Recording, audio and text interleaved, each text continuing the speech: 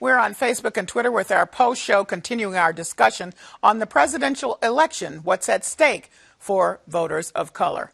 So let me jump right into the Latinx vote as we know about it now. As again, to Tatisha's point, all the data is not in, but we can see some clear delineations.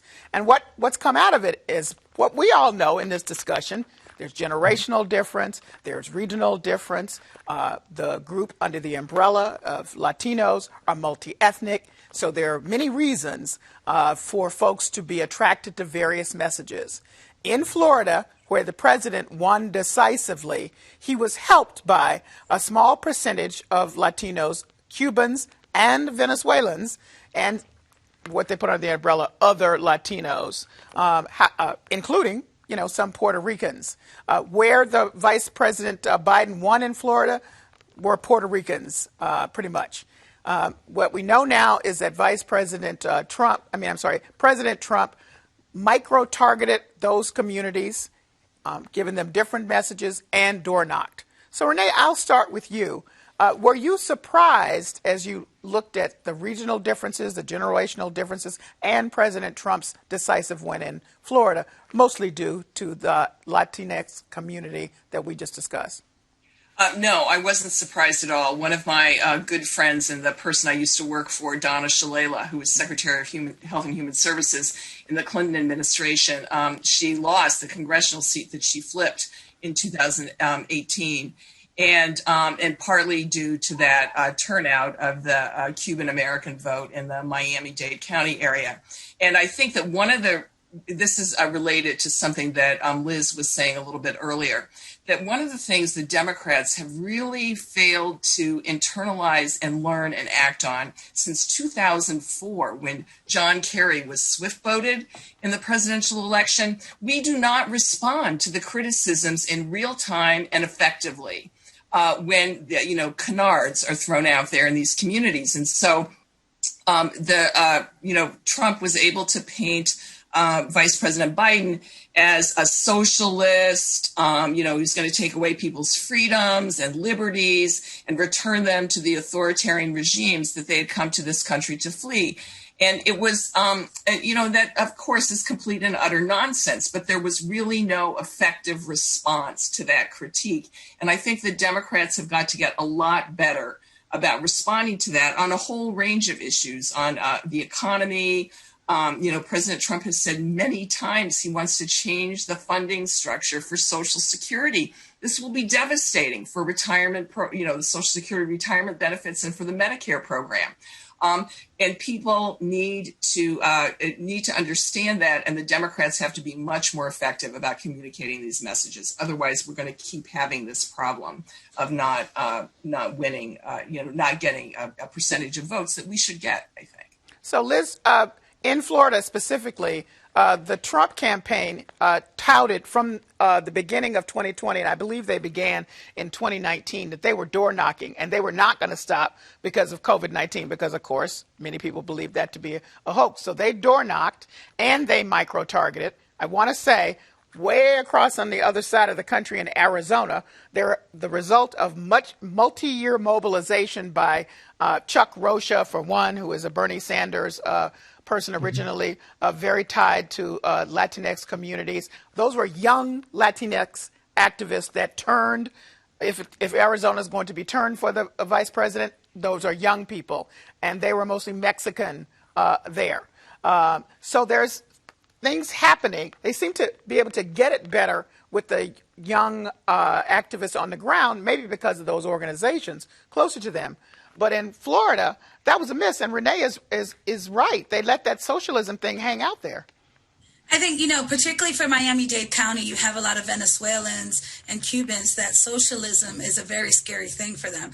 I'm a student of history, and I think part of the problem with politics is that we don't spend enough time studying economics and history to help us figure out our strategies in our policies and the things that we want to drive in this country. What you have in Arizona, and people have not talked about this a lot, is the Latin vote actually helped propel Biden to a win.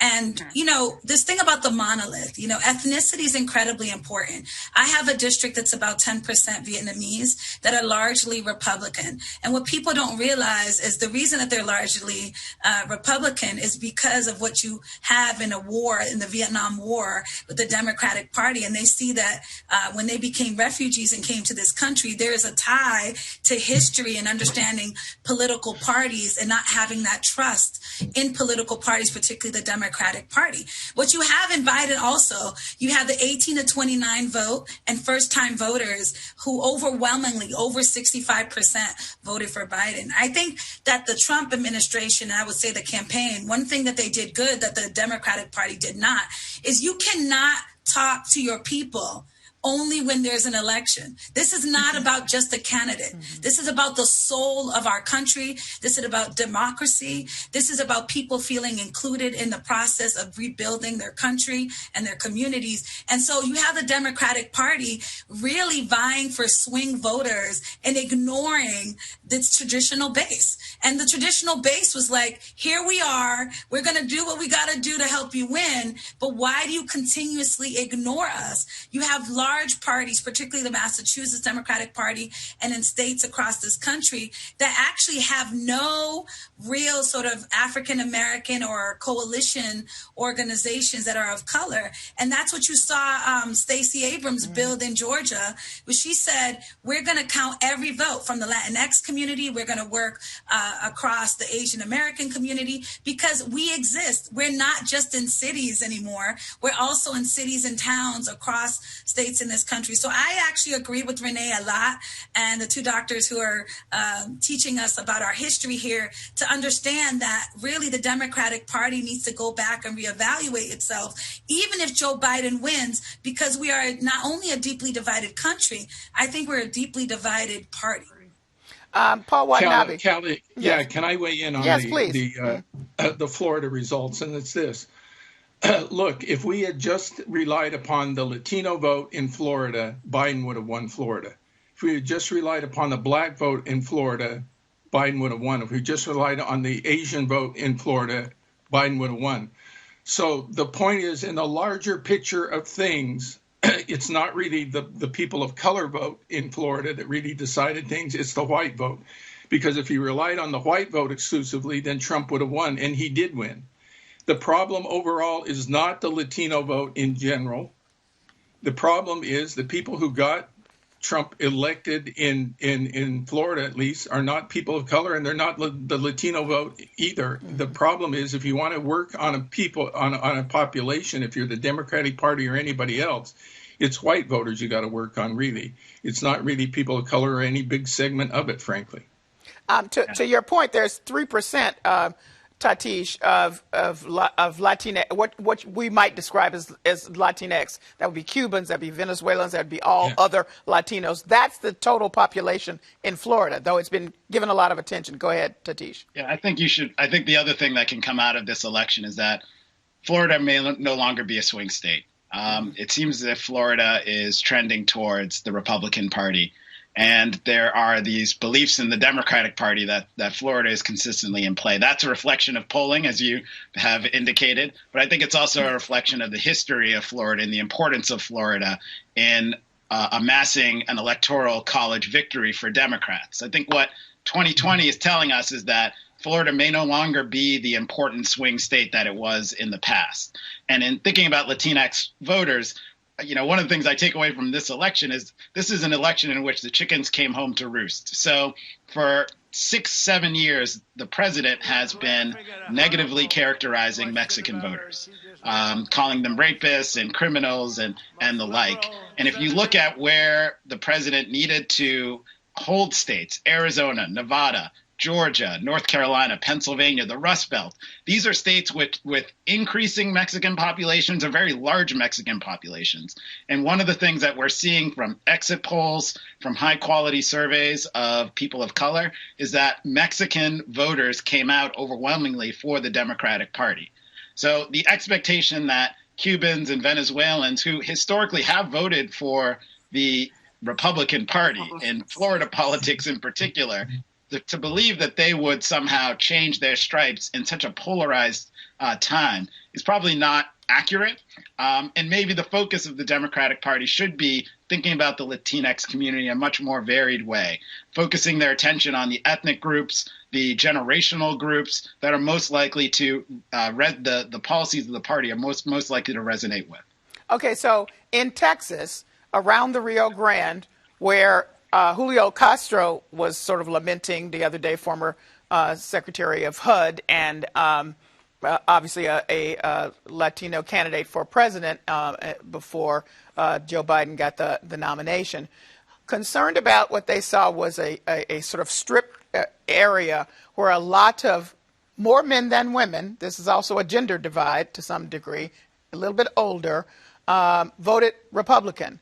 So the Republicans are crowing that now this Latino area, mostly in population, is a new place for them to expand. Remember, Texas was considered maybe going to be purple and not red anymore, certainly not blue, but maybe purple. Just wanted to get your response to that, because again, that's a more demonstration, not monolithic, depending on region, depending apparently on gender, depending on generation. There's a lot there, which can also be applied to other ethnic groups. The reason I believe that so much attention is being paid to Latinos at this point is they are now the second largest demographic block under white people. So, you know. Yeah. So I think religion in some ways plays a big part of that's this. True.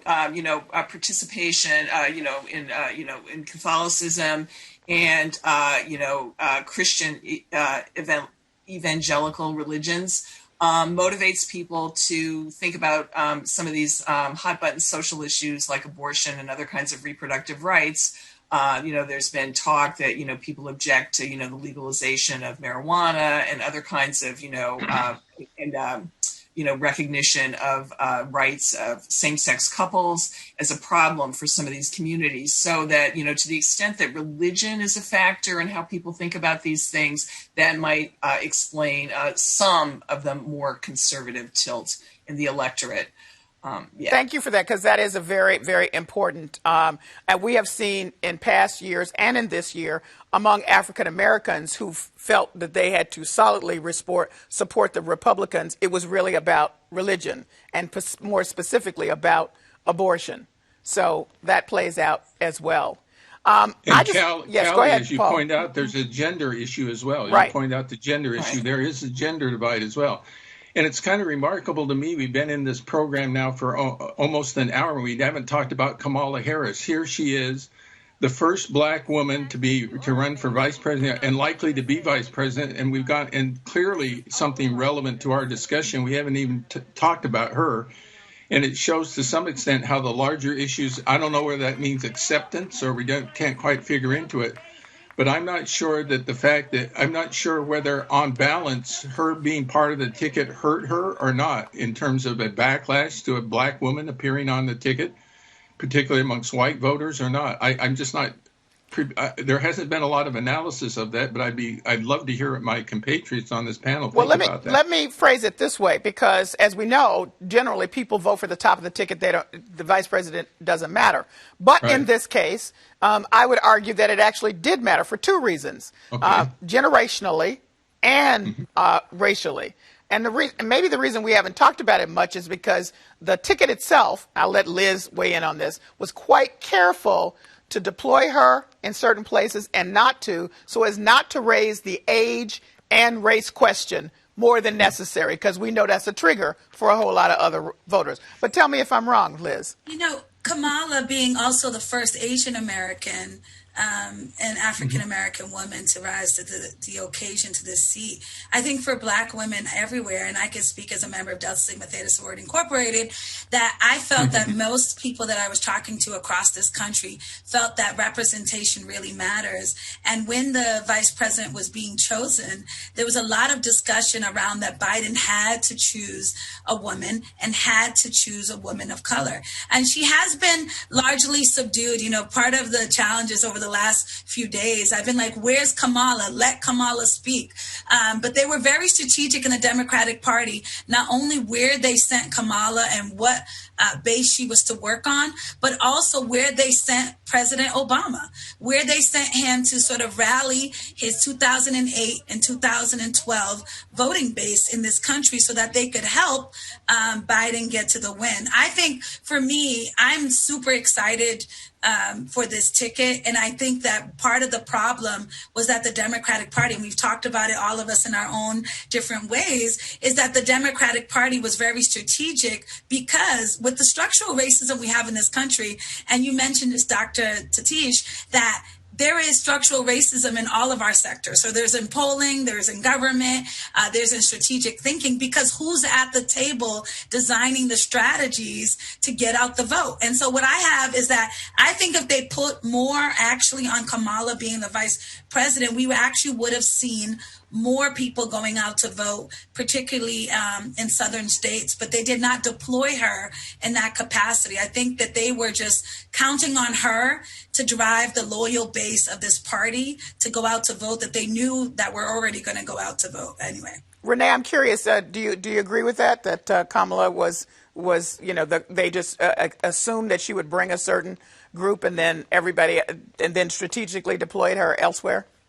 I think that is part of it, but I also think that the trying to avoid the backlash point that you raised is actually a very important one because, I personally, I know Hillary Clinton is not a perfect human being. None of us are. And I know she's not a perfect politician. But I've really, quite frankly, never really understood the visceral hatred that a large swath of the electorate have for her. And I still think, we've talked about, implicit bias on the basis of race in this conversation. I still think that gender bias about women who are assuming powerful positions is really quite prevalent. And I think that the Biden campaign was probably correct to be a little careful about how they used her to avoid that problem. And then if, the Vice President Biden becomes president and she's the vice president, the public will have an opportunity to get used to this, to a woman of color in this very powerful role. And I think that could make a big difference in eliminating this sort of visceral reaction that the culture has to powerful women. I mean, you see it in the reactions to Nancy Pelosi, too, who is a white woman, right? Mm-hmm. So, Tatish? Mm-hmm. Tatish? Yeah, I mean, I think this is the Democratic Party learning from its mistakes in 2016. So the vice presidential nominee is important, of course. It's a person who's a heartbeat away from the presidency. But there's also a symbolic importance about who the party is and where the party is going. So the nomination of Harris communicated to, as we've all said, the foundation of the Democratic Party, which are Black women and women of color, that the future of this party is going to be likely female.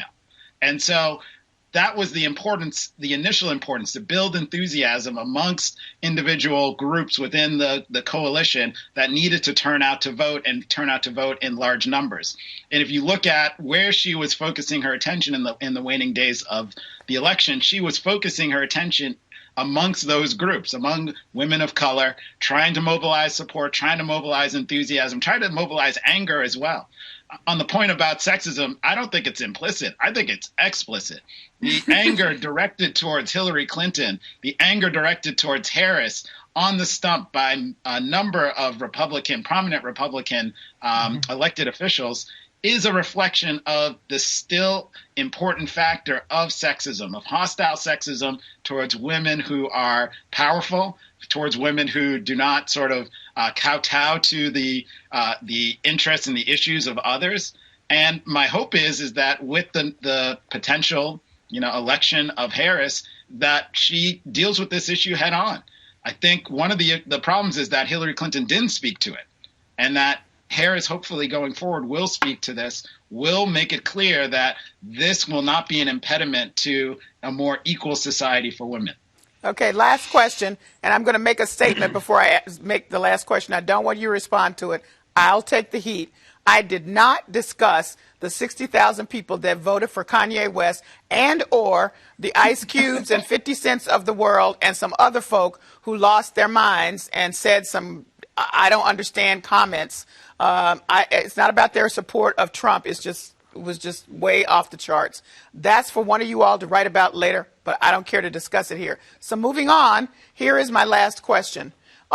If Vice President Joe Biden does eventually become the president, what is the one ask that you feel is crucial from communities of color, from folks of color who made the difference for him in this election? I'll start with you, Paul. Well, I think the concern is that for progressives, it was a setback, what happened on Tuesday. And so my hope is that Joe Biden, who really was transformed himself, and I really do think from a moderate, embrace some progressive concerns on the environment and race relations and so forth, that he is not deterred from doing so, even despite what happened in the Senate, that he pushes forward his agenda. He becomes more than just a caretaker and one that believes that returning to the Obama past is enough, because it's not enough for people of color. Things have happened even over the last few months that says the agenda has moved, and I hope he moves the nation forward with it. Renee. I agree with that. And I also, just sort of in a kind of a tactical sense, I've been reading all these things about who he might appoint to a cabinet if he were to become president. I think he should leave the senators alone. We have enough of a problem with the Senate without rating the Senate for talent. There's enough talent in the party and in the culture to staff all the cabinet agencies very adequately, and to leave the Senate alone, because we need every vote there right now in order to be able to give him some possibility of advancing that progressive agenda. Liz. I think it's centering racial justice and economic inclusion. Part of my work is traveling to different cities and states. And what I've seen is that we've left our people behind. And if our people are behind economically because of the structural racism in this country, we'll never move this country forward, because access is so incredibly important. So I want to see him. And I agree with Renee. I want to keep my senators being the progressive champions that they are. But I think using that lens to drive all of his policies and appointments would be critically important. Tatish. Yeah, I think there are three issues. I think the first is to deal with wealth inequalities. Since the 1980s and the Reagan administration, we've seen record wealth inequalities, and this has particularly affected people of color. I think the second issue is criminal justice reform. This is part and parcel of the heart of the Black Lives Matter movement. And if young people of color were supportive of Biden, it's in large part because they believe that he will do something on this issue. And I think it's about voter suppression and voting rights. We need to start dealing with the fact that races continue to lead to inequalities in the franchise. And so those three issues, I think, have to be dealt with by the Biden administration if he does ascend to the White House. All right. Well, as I said, the situation is still fluid. And next time we meet around the table, we'll know for sure. Thank you so much. Thank you. Thank you very much.